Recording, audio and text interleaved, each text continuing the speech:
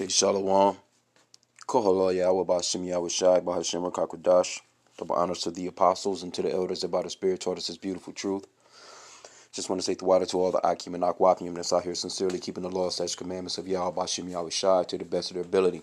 And what you're seeing on the screen right here, this little boy, the grandparents basically strangled him and threw him in the furnace. Okay, so it says, killed for crying. Couple strangled grandson, 2 years old, and threw him into the furnace because he cried too much. Okay, it says the grandparents have been detained after Gemma was strangled and thrown into the scalding stove. Okay. The remains of the toddler were then pulled out of the furnace in their home and then reportedly dumped in the snow. The intoxicated grandparents, aged 52 and 48, had become irritated with the boy's cries, according to the local media. The parents later came to collect their son and found only his clothes in the house. The distraught mom and dad then discovered his charred corpse in the snow in 20-degree conditions. Oh my goodness. They located the little boy's clothes in the house, but not him. Next to the house, the parents found the body of their son in the snow and called investigators and police. Forensic analysis will establish the exact reason for the little boy's death. The child's other grandmother posted, "Our poor little boy, how could we not save him? Save you." Look at that, man. Damn weirdos, man. Fucking weirdos. But hey, them curses is starting to reverse, man. You know what I'm saying? Now, normally, when you see stuff like this, you think of a so-called black family. You know what I'm saying? Because they'll throw that on the news quickly. You just seen this all over everything. You know, but hey, and it's really just bad parenting, man. Really, when you really think about it, because they had to have known that these people were fucked up, man. You got a drinking problem. They had to have. You have to know that they're capable of something like, or to at least, I wouldn't. You had to know to not leave your child with somebody like this, man. They have to have a history of something. I mean, come on, man. That's just.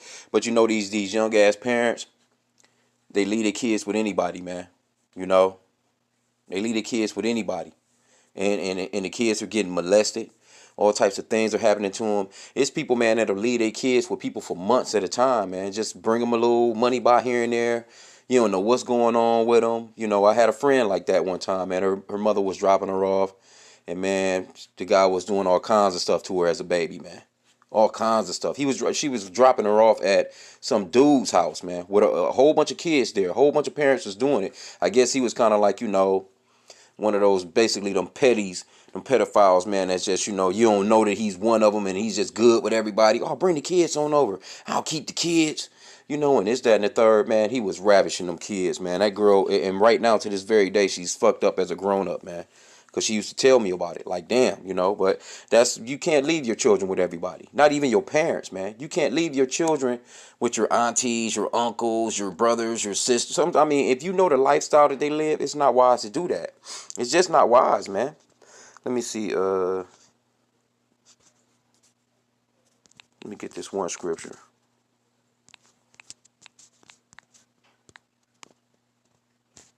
The one that I want. Oh, yeah, it was Matthew 24. Matthew 24. And, let me see what I want.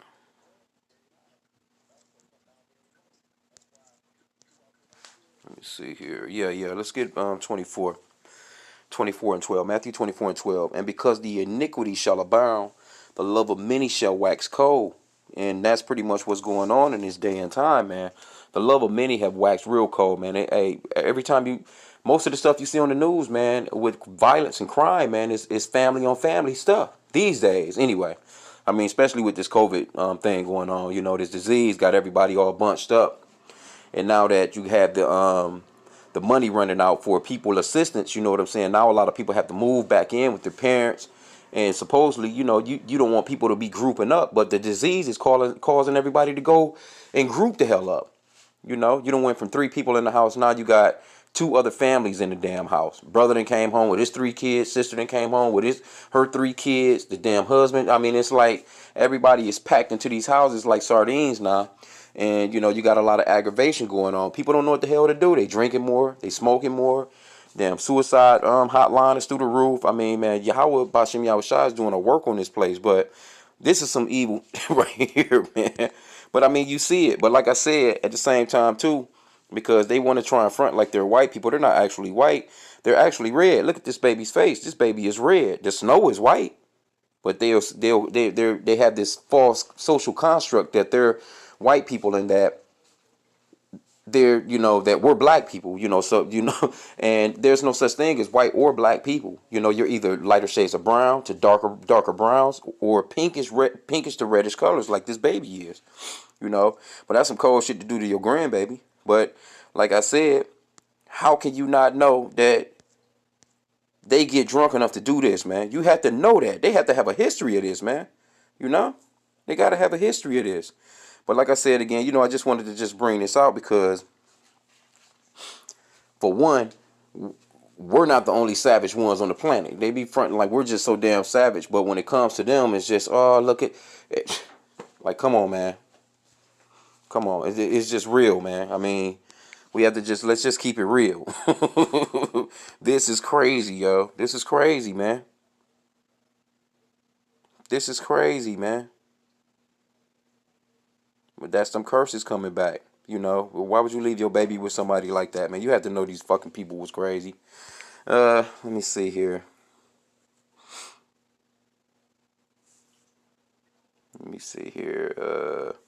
Well, let's get this real quick. Let's just show who the one that's actually killing the kids, man.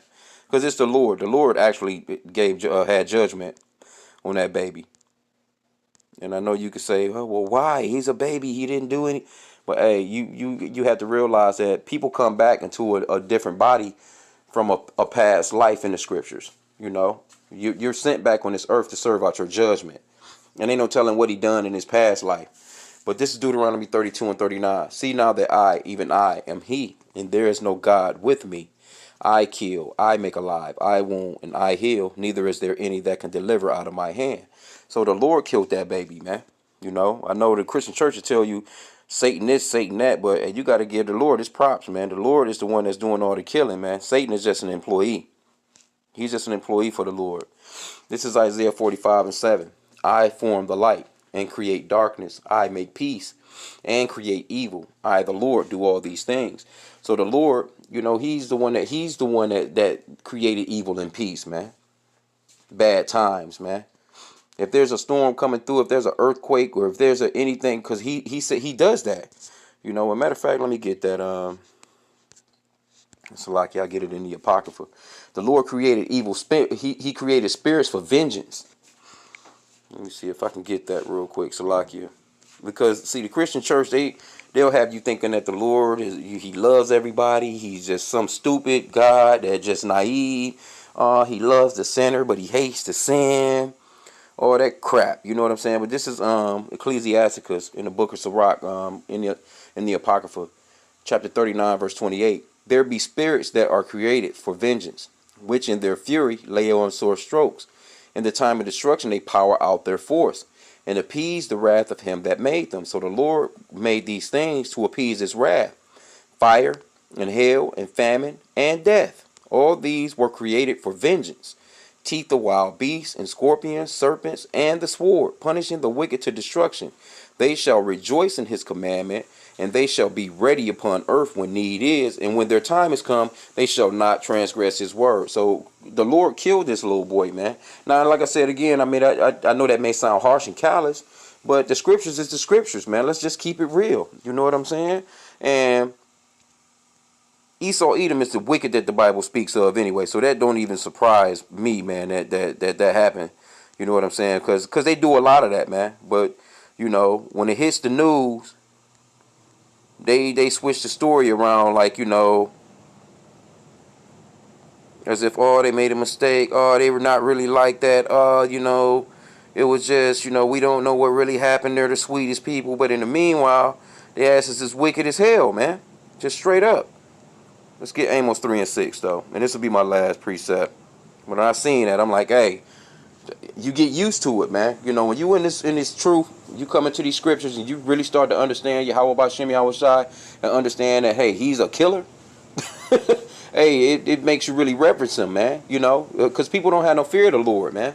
But this is Amos 3 and 6. Shall a trumpet be blown in the city, and the people not be afraid? Shall there be evil in the city, and the Lord have not done it? So see, the Lord is on top of everything, man. There's not nothing that's going on that the Lord, anything that's around you that you see right now, you can look out your window, you see birds flying. That bird flew right past that damn window or whatever, just because the Lord timed it that way. You see an ant, you see a fly, you see the wind blowing a tree, you see a leaf falling to the ground all slowly. The Lord timed all that, man, beautifully and perfectly, you know. And he's a just God. He's a just power, man. So when he do stuff, it's justice. There's no iniquity in him. There's no sin in him.